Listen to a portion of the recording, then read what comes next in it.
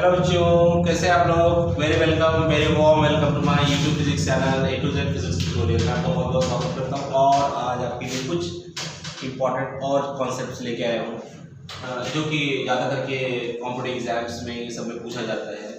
आज का जो हमारा टॉपिक होगा वो बहुत ही इंटरेस्टिंग टॉपिक होगा, थोड़ा मैथमेटिकल जरूर है। To find electric field intensity due to continuous charge distribution due to continuous charge distribution. अभी तक हम लोग ने लेक्चर में देखा है कि हमको चार्जेस अलग अलग दिए होते थे, चाहे वो ट्रायंगल पर, चाहे वो स्क्वायर पर, चाहे कहीं पर भी चार्जेस अलग अलग आपको दिया है। You know the precise position of the charge particles. आपको उन चार्जेस की बराबर बराबर लोकेशन और प्रिसाइसली आपको उनकी पोजीशन पता होती थी। अब यहाँ पर चार्जेस जो है किस तरह से डिस्ट्रीब्यूटेड है देखिए आप। जैसे फॉर एग्जाम्पल एक वायर है, अब एक वायर है। अब इस वायर को अगर मैंने या किसी ग्लास रॉड को सिल्क वूल पर या फिर किसी प्लास्टिक रॉड को मैंने किसी सिल्क पर रब किया तो ऑब्वियसली आपको मालूम है कि वो चार्ज हो जाता है, वो चार्ज जरूर हो जाता है। लेकिन क्या उसके चार्जेस आपको दिखाई पड़ते हैं कि वो चार्जेस कहाँ कहाँ पर है? तो वो अगर मैं डिस्क्रीट चार्ज डिस्ट्रीब्यूशन की बात करूं तो वो एक्चुअली सिंप्लीफाइड प्रॉब्लम्स है। इस तरह की प्रैक्टिकल प्रॉब्लम्स कभी नहीं होती। प्रैक्टिकल प्रॉब्लम्स से चार्ज आपको दिखाई नहीं पड़ता और charge is a very very small in size, that is why you can't see and the charges are very very closely packed. बहुत ही नजदीक होते हैं एक दूसरे के, बहुत ही ज्यादा नजदीक होते हैं और इसलिए आप दो चार्जेस के बीच में डिस्टिंग्विशन नहीं कर पाओगे कि कौन सा चार्ज वाला कौन सा चार्ज है। तो ऐसे सिचुएशन में जैसे फॉर एग्जांपल एक वायर पर अगर चार्ज हो गया, अब ये वायर का जो साइज, इस पे चार्जेस का जो डिस्ट्रीब्यूशन है ड्रॉ करने को तो मैं जरूर ऐसा ड्रॉ कर रहा हूं। ड्रॉ करने के लिए हम लोग ऐसा ड्रॉ करते हैं जहां पर बोले कि सर चार्ज तो बराबर बराबर दिखाई पड़ रहा है, लेकिन रियलिटी कुछ और है। रियलिटी ये है कि चार्ज इस पे इस तरह से नहीं बल्कि चार्ज इस पे पूरी तरह से बिखरा हुआ होगा। ऐसे इस पे चार्ज इस तरह से, वो आपको पता ही नहीं चलेगा कौन से चार्ज कहां पर है। तो ऐसी सिचुएशन, आप ये चार्जेस अगर ऐसे हो गए, बेल्ट की तरह हो गए, तो आप पता नहीं लगा पाएंगे। तो ऐसी सिचुएशन में जो हमारा डिस्क्रीट कैलकुलेशन, हम लोग जो डिस्क्रीट चार्जेस को अलग अलग कंसीडर करके कैलकुलेशन करते हैं, वो आइडिया यहाँ पर फेल हो जाता है बच्चों। तो अब इस रियलिस्टिक प्रॉब्लम्स जो होती हैं इनका कैलकुलेशन कैसे किया जाए, ठीक है। इसके लिए हम लोग चलते हैं कंटीन्यूअस, इसलिए आपको समझना पड़ेगा कंटीन्यूअस चार्ज डिस्ट्रीब्यूशन। अब कंटीन्यूअस चार्ज डिस्ट्रीब्यूशन में कई तरह के डिस्ट्रीब्यूशंस होते हैं। तो सबसे पहला टाइप ऑफ डिस्ट्रीब्यूशन, तो मैं सबसे पहला है बच्चों उसमें लीनियर चार्ज डिस्ट्रीब्यूशन। अब लीनियर चार्ज डिस्ट्रीब्यूशन क्या है? यहां से वर्ड लीनियर का मतलब क्या है, कहां पड़ा आप लोगों ने? लाइन पर, यानी चार्ज जो है अलोंग लेंथ डिस्ट्रीब्यूटेड है। चार्ज को अलोंग लेंथ पर डिस्ट्रीब्यूट किया गया है। जो भी चार्ज है वो अलोंग द लेंथ बिखरा पड़ा है। ये जो चार्जेस है वो इस तरह से है, जैसे charge on the rod, charge on the wire. आपके पास रॉड है इस तरह से, तो चार्जेस इस पे इस तरह से,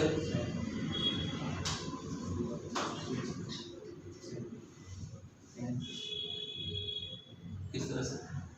तो यहां पर इन जो सिलेंड्रिकल ऑब्जेक्ट्स में यहां पे कंसीडर कर रहा हूं, एक्चुअली इनका साइज बहुत बहुत नैरो, बहुत पतले हैं यहां पर in comparison to the length.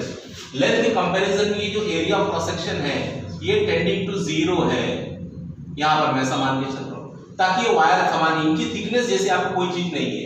यहां पर हम लोग ये मान के चल रहे हैं कि इसमें थिकनेस नहीं है, थिकनेस बिल्कुल ना के बराबर है और चार्ज केवल अलोंग लेंथ डिस्ट्रीब्यूट हुआ है यहाँ पर। नहीं तो हमको पूरा चार्ज सरफेस पे भी आ जाएगा, फिर यहाँ पर सरफेस भी लेना पड़ जाएगा। तो यहाँ पर हम लोग ऑब्जेक्ट जो भी ले रहे हैं इसकी थिकनेस को 0 मान के चलते हैं, जिसमें कोई थिकनेस नहीं है, बस इसकी ज्योमेट्री केवल अलोंग वन एक्सिस है इसके पास। और देयरफॉर इस तरह का जो सिस्टम होता है इसको लीनियर कहते हैं। और जब चार्जेस इस तरह से उस पर डिस्ट्रीब्यूट होते हैं तो चार्ज का डिस्ट्रीब्यूशन अलोंग लेंथ होता है। तो इस तरह के डिस्ट्रीब्यूशन को हम कहते हैं लीनियर चार्ज डिस्ट्रीब्यूशन। यहां पर आप एक एक चार्ज को इंडिविजुअली डील नहीं कर सकते। ऐसे सिचुएशन को हैंडल करने के लिए हम लोग एक मेथड पे चलते हैं, दैट्स कॉल्ड मेथड, जो हमको कैलकुलस प्रोवाइड करता है। कैलकुलस कहता है कि जब आप टोटल कैलकुलेशन करना हो और चार्ज बॉडी और उसमें लगातार चेंजेस हो रहे हो, कंटिन्यूस चेंजेस हो रहे हो, तो ऐसे केसेस में आप किसका यूज करेंगे? इंटीग्रेशन का इस्तेमाल किया जाता है। और इंटीग्रेशन का जो सबसे मेन चीज होता है एलिमेंट होता है बच्चों, एलिमेंट। तो यहाँ पर हम लोग एक एलिमेंट बना लेते हैं, एलिमेंट। ये एलिमेंट मान के चलता हूँ कि यहाँ से मैं ओरिजिन है, तो यहाँ से मैं अगर इसको देख रहा हूँ तो ये एंड x पर है, तो ये एंड जो है, if this wire is placed along x axis and this end I am considering here it is x plus dx, so ये जो एलिमेंट बना यहाँ से यहाँ तक, उसकी जो लंबाई है वो कितनी है? dx है। और मैं अब कहीं पर भी अगर इलेक्ट्रिक फील्ड निकालना हो तो इस एलिमेंट को कंसीडर करूंगा, और इस एलिमेंट की वजह से मैं इलेक्ट्रिक फील्ड निकालूंगा, फिर बाद में सम करके इंटीग्रेट करके बाकी सब एलिमेंट्स को भी कंसीडर करेंगे। ठीक है, तो सबसे पहला चार्ज डिस्ट्रीब्यूशन हो गया लीनियर चार्ज डिस्ट्रीब्यूशन, यहां पर एलिमेंट भी लीनियर ही है। दूसरा होता है सरफेस चार्ज डिस्ट्रीब्यूशन, यानी वायर जो यहां पर, वायर नहीं, यहां पर बॉडी का 2 डायमेंशन है, यहां पर बॉडी 2 डायमेंशनल है, और जैसे ये सरफेस है, इस सरफेस पर अगर चार्जेस इस तरह से सरफेस पे डिस्ट्रीब्यूटेड है, तो सरफेस अगर है तो इसके पास 2 डायमेंशंस है, इसके पास लेंथ भी और ब्रेड्थ भी है, लेकिन इसकी थिकनेस ना के बराबर है। मान लो ये xy प्लेन में रखा हुआ है, it is placed in, suppose this object is placed in xy plane, this is x and y plane here and this is my z axis, यहाँ पे z axis है, तो ये xy प्लेन में एक प्लेट रखी हुई है, तो चार्जेस इस सरफेस पर डिस्ट्रीब्यूटेड है, और इसकी जो थिकनेस है इस प्लेट की वो कितनी है? 10⁻�0, मतलब इसकी थिकनेस ना के बराबर है, ये पूरा सरफेस है और चार्जेस यूनिफॉर्मली इस पर डिस्ट्रीब्यूटेड है। ठीक है, तो यहाँ पर हम लोग चलते हैं, यहाँ पर हम लोग ऐसे अगर प्रॉब्लम सिचुएशन होगी तो हम लोग ऐसे कहेंगे सरफेस चार्ज डिस्ट्रीब्यूशन। जब भी कंटिन्यूअस डिस्ट्रीब्यूशन होता है तो वहां पर एक वर्ड यूज किया जाता है डेंसिटी। तो अगर चार्ज लीनियरली डिस्ट्रीब्यूटेड है तो यहाँ पर वर्ड यूज होगा लीनियर चार्ज डेंसिटी। अब लीनियर चार्ज डेंसिटी क्या कॉन्सेप्ट है? 1 सेंटीमीटर पर पाया जाने वाला चार्ज, 1 सेंटीमीटर पर जितना चार्ज मिलता है इसको कहते हैं डेंसिटी, और यहाँ 1 यूनिट एरिया पर जितना चार्ज हमको मिलेगा उसको भी हम कहेंगे सरफेस चार्ज डेंसिटी। तो जैसे यहाँ पर 1 सेंटीमीटर का लेंथ है, अगर ये 1 सेंटीमीटर का लेंथ है, अगर ये 1 सेंटीमीटर का एरिया है ये, तो इतने पर जितना चार्ज होगा वो कहलाएगा उसकी डेंसिटी। तो यहां पर क्योंकि चार्ज सरफेस पर है तो मैं डिफाइन करूंगा सरफेस चार्ज डेंसिटी, जिसको हम सिग्मा से दिखाते हैं, और यहां पर होगा लीनियर चार्ज डेंसिटी, जिसको हम लैम्डा से दिखाते हैं। तो बच्चों देख लीजिए, जैसे एग्जांपल के तौर पर, जैसे इस पे मान लो इस पूरे बॉडी पर टोटल चार्ज कितना है? Q, और इसकी जो लंबाई है, इस वायर की जो लंबाई है वो कितनी है? L है। तो अगर मैं आपसे पूछूं कि चार्ज अगर यूनिफॉर्मली डिस्ट्रीब्यूट है इस पर, तो इसके 1 सेंटीमीटर पर कितना चार्ज मिलेगा? तो ये बिल्कुल वो 8th क्लास प्रॉब्लम की तरह है, जैसे कैसे 5 pens cost 20 rupees, what is the cost of 1 pen, तो हम क्या करते हैं बच्चों? टोटल कॉस्ट को टोटल नंबर ऑफ पेन से डिवाइड करते हैं। उसी तरह से यहाँ पर भी प्रॉब्लम है कि अगर पूरे लेंथ पर इतना चार्ज है तो 1 सेंटीमीटर पर बताओ कितना चार्ज है, तो क्या कर देंगे? टोटल चार्ज को टोटल लेंथ से डिवाइड कर देंगे, तो आपको क्या मिलेगा? Linear charge density. तो इसका यूनिट क्या होगा? कूलम पर मीटर, यहाँ पर यूनिट है यहाँ पर। उसी तरह से यहाँ पर अगर टोटल चार्ज Q इस पूरे बॉडी पर डिस्ट्रीब्यूटेड है, और इस पूरे बॉडी का जो एरिया है, सरफेस एरिया है, इसका जो सरफेस एरिया है वो A है, तो कैसे हम डिफाइन करेंगे कि सरफेस चार्ज डेंसिटी कितना है? टोटल चार्ज को टोटल एरिया से डिवाइड कर दो, आपको मिल जाएगा surface charge density provided charge should be uniformly distributed over the surface. तो यहाँ पर surface charge density is equal to कितना होगा? Total charge upon total area. अब चार्ज का यूनिट क्या होता है? कूलम, और एरिया का यूनिट क्या होता है? Metre square. बच्चों देख लीजिए, अब अगर कोई बॉडी 3 डायमेंशन में है और चार्ज का डिस्ट्रीब्यूशन भी 3 डायमेंशन में अगर है, जैसे स्फीयर, तो हम वहां पर डिफाइन करते हैं वॉल्यूम चार्ज डिस्ट्रीब्यूशन। अब वॉल्यूम चार्ज डिस्ट्रीब्यूशन में मान लो किसी स्फीयर है, जैसे ये स्फीयर है, स्फीयर इज 3 डायमेंशनल ऑब्जेक्ट और चार्जेस उसके पूरे अंदर डिस्ट्रीब्यूटेड है। यहां पर चार्जेस जो है उसके पूरे अंदर तक डिस्ट्रीब्यूटेड है और ये यूनिफॉर्म डिस्ट्रीब्यूशन है चार्ज का। और हमसे अगर ये पूछा जाए यहां पर इस तरह के डिस्ट्रीब्यूशन को कहते हैं क्या, वॉल्यूम चार्ज डिस्ट्रीब्यूशन, क्योंकि यहाँ पे चार्ज 3D में 3 डायमेंशन में डिस्ट्रीब्यूट है। अब हमको अगर ये पता करना हो कि इसकी यूनिट वॉल्यूम में कितना चार्ज होगा, और यूनिट वॉल्यूम में इसके कितने चार्ज होंगे, तो इसकी यूनिट वॉल्यूम में हम चार्ज निकालने की कोशिश करते हैं। इसकी यूनिट वॉल्यूम में कितने चार्जेस हैं, तो यहां पर डिफाइन करेंगे volume charge density. So rho is called volume charge density. और वॉल्यूम चार्ज डेंसिटी कितना होगा, total charge upon total volume, where v is the volume of an object. ठीक है, और इसका यूनिट क्या होगा, कूलम, और इसका यूनिट क्या होगा, मीटर क्यूब। तो यह हो गया आपका वॉल्यूम चार्ज डेंसिटी। तो अगर चार्ज 3D में डिस्ट्रीब्यूटेड है तो वॉल्यूम चार्ज डेंसिटी, 4D में डिस्ट्रीब्यूटेड है तो सरफेस चार्ज डेंसिटी, और अगर चार्ज लीनियरली डिस्ट्रीब्यूट लाइन में डिस्ट्रीब्यूटेड है तो लीनियर चार्ज डेंसिटी। तो यहां पर with this knowledge of this much we can go for electric field calculation. अब हम इलेक्ट्रिक फील्ड कैलकुलेट कर सकते हैं। जैसे एग्जांपल मैं पहले जनरलाइज्ड डेरिवेशन इसका करता हूं, जनरल।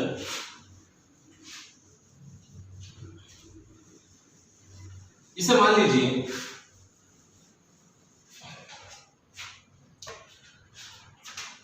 लीजिए कोई भी एक चार्ज डिस्ट्रीब्यूशन मुझे दिया हुआ है और इस पे चार्जेस डिस्ट्रीब्यूटेड है, इस पर इस तरह से चार्जेस डिस्ट्रीब्यूटेड है। ठीक है, मैं यहां पर वॉल्यूम चार्ज भी लेके चल सकता हूं। चलो ठीक है, चलिए मान लो वॉल्यूम चार्जेस डिस्ट्रीब्यूटेड है।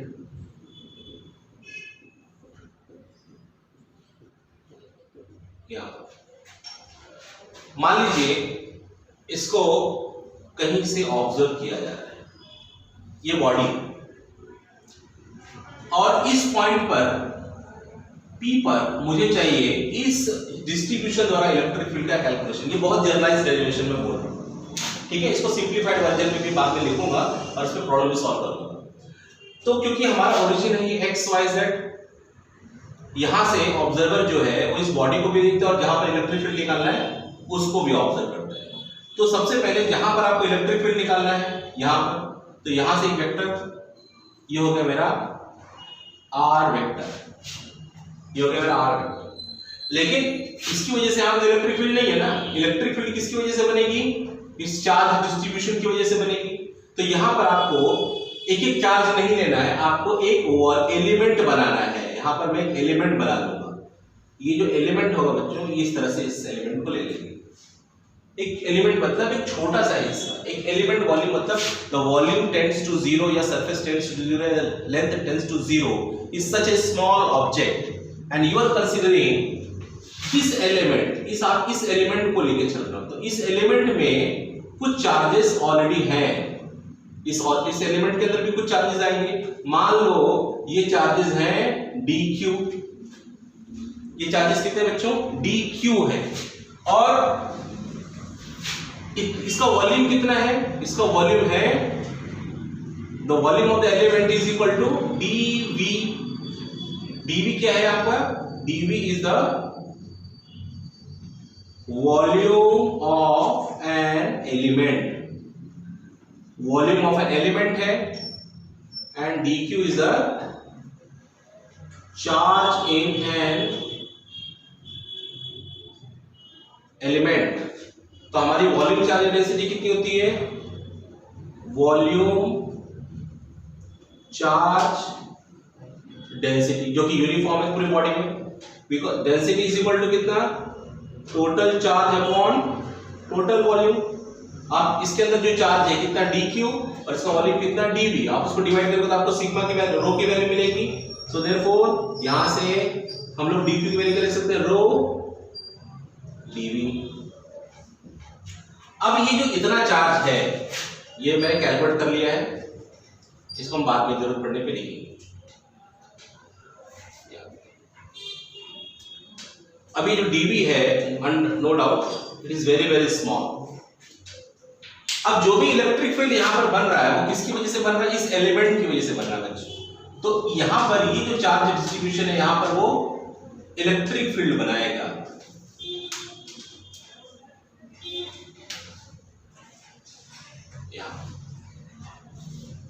ये है मान लो r डैश। ये r डैश क्या है, it is a vector drawn from this element two point p। इसकी वजह से यहाँ पर जो इलेक्ट्रिक फील्ड बनेगी। अब क्योंकि ये स्मॉल चार्ज है इसलिए इसकी वजह से जो इलेक्ट्रिक फील्ड बनेगी मान लो किसी दिशा में बनेगी वो होगी dE vector. dE vector is the electric field created by this small element. और ये जो एलिमेंट है ये यहां से कितनी दूरी पर है, यहां पर that is equal to, let's say it is equal two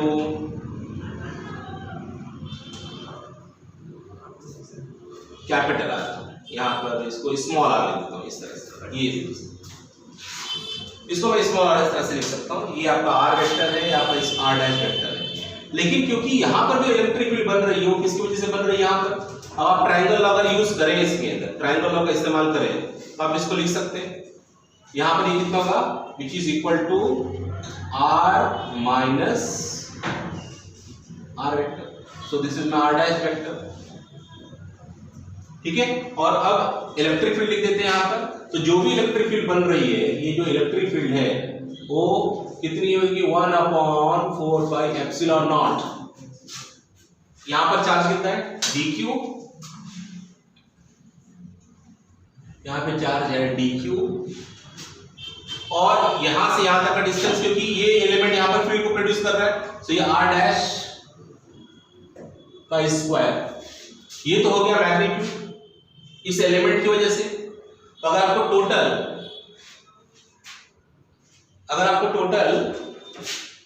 charges, अगर टोटल फील्ड निकालनी हो इस पूरे चार्ज की वजह से, तो आप इसको क्या करेंगे, आप इसको इंटीग्रेट कर देंगे। तो इसको हम इंटीग्रेट कर देंगे, तो इंटीग्रेट कर देंगे तो किस तरह से इंटीग्रेट होगा, ये देखिए ये कितना होगा, dq/r डैश स्क्वायर।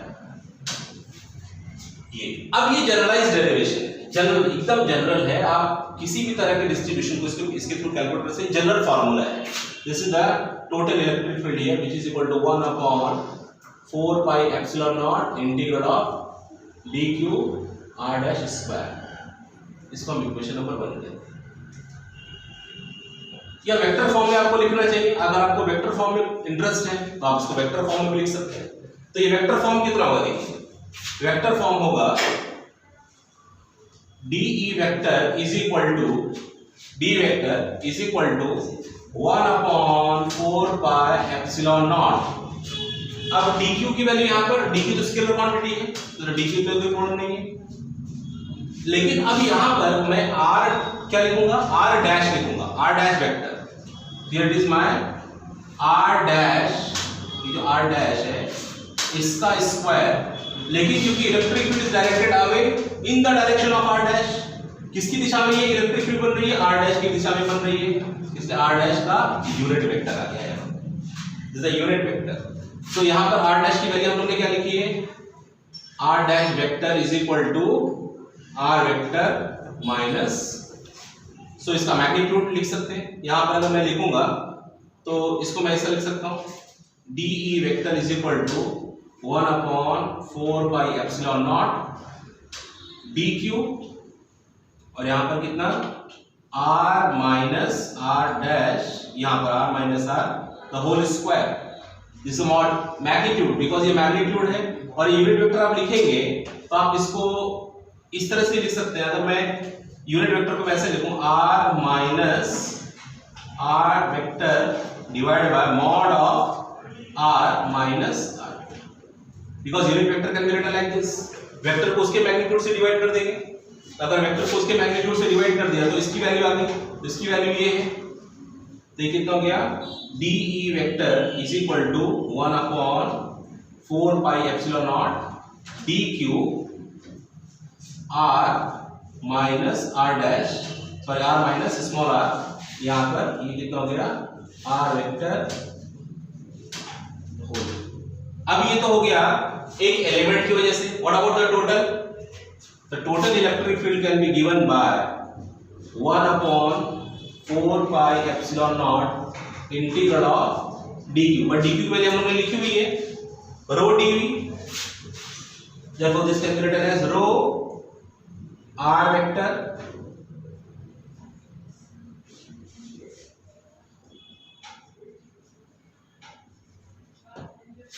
ये है आपका general derivation to calculate electric field due to any continuous charge distribution.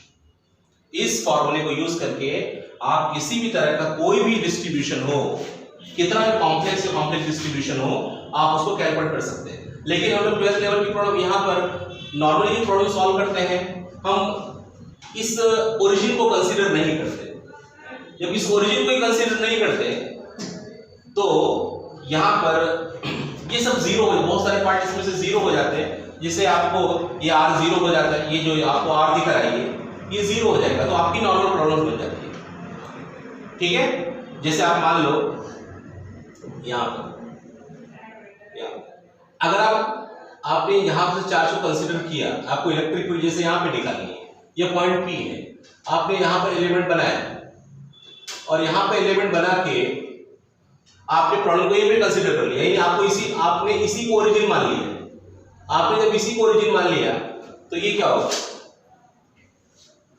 ये तो r जीरो हो जाएगा, इसलिए इस केस में r वेक्टर जीरो हुआ, तो बचा क्या, आपका जो r डैश वेक्टर है वो किसके बराबर हो गया, इस r dash vector r vector के बराबर हो गया, तो इसी को आपने कह दिया r वेक्टर। अब प्रॉब्लम बिल्कुल आसान हो गई। अगर आप इसका कैलकुलेशन कर लो तो आपको ये आप मिल जाएगा 1/4 pi epsilon naught rho r vector divide by r vector का क्यूब dv। इस प्रॉब्लम को आप 12th लेवल प्रॉब्लम को सॉल्व करने के लिए इस्तेमाल करते हैं। ये भी 12th लेवल का, ये लेकिन थोड़ा जनरलाइज, थोड़ा सा जनरलाइज, ये थोड़ा एक स्टेप इससे आगे जाता है। ये इस बात को भी देखता है कि बॉडी कहां पे रखी हुई है। अभी तक हम बॉडी के अंदर ही ओरिजिन सेट करके वहीं से इलेक्ट्रिक फील्ड कैलकुलेट कर लेते हैं, वो बहुत ही सिंपल केस हो गया। लेकिन अगर आप कहीं पर और खड़े हैं और उस बॉडी को भी देख रहे हैं जिसमें चार्ज है और उसको भी देख रहे हैं यहाँ पर इलेक्ट्रिक फील्ड निकालना है, उन दोनों पॉइंट आपके ऑब्जर्विंग लेवल पर है, तो आप इस फॉर्मूले का यूज करेंगे। और अगर आपने प्रॉब्लम को सिंप्लीफाई कर दिया, बोला कि नहीं मैं यहाँ एलिमेंट लूंगा वहीं पर खड़ा रहूंगा, तो आपने ओरिजिन यहीं पे सेट कर दिया, तो आपका ये वेक्टर जीरो हो गया। और तब या r डैश, इस केस में r dash is same as, तब आपको कोई प्रॉब्लम नहीं, फिर आप इस प्रॉब्लम को बहुत ही आसानी से हल कर सकते हैं। ठीक है बच्चों, ये जो मेथड है, इस मेथड के थ्रू हम यहाँ पर यही देखते हैं कि चार्जेस को अलग अलग डील नहीं करना है, आपको चार्जेस का एक एलिमेंट बनाना है, चाहे वो लीनियर हो, चाहे सरफेस हो, चाहे वॉल्यूम हो। एक एलिमेंट कंसीडर कीजिए, एलिमेंट से देखिए कि इस पॉइंट पर इलेक्ट्रिक फील्ड कैलकुलेट करना है, वो कितनी दूरी पर है वो, और you write down the small electric field DE first, क्योंकि स्मॉल वॉल्यूम है, स्मॉल चार्ज है, तो इलेक्ट्रिक फील्ड भी स्मॉल होगी, आप लिख लीजिए। फिर बाद में उसको इंटीग्रेट या सम करके आप पूरे बॉडी पर उसको इंटीग्रेट सम कर दीजिए और आपको मिलेगा टोटल इलेक्ट्रिक फील्ड या टोटल जो भी आपको निकालना है, तो total electric field due to entire charge distribution. I hope बच्चों आपको ये समझ में आया होगा। ये आपको क्लियरली तब समझ में आएगा जब मैं इसके ऊपर कुछ न्यूमेरिकल्स लेके आऊंगा। सो नेक्स्ट टाइम में जो मैं वीडियो बनाऊंगा उसमें कुछ न्यूमेरिकल्स हम रखेंगे, कुछ कंटिन्यूअस चार्ज डिस्ट्रीब्यूशन, जैसे charge distribution due to the rod, ring, plane, lamina, उस तरह से जब हम देखेंगे इस फॉर्मूले को, तब आपको समझ में आएगा फॉर्मूला रियली में कैसे ऑपरेट करता है। आई होप आपको ये वीडियो समझा होगा, अच्छा लगा होगा। आप थोड़ा चैनल को सपोर्ट करें, ठीक है। आपका बहुत बहुत थैंक यू, आपने इस वीडियो को देखा। Thank you so much again.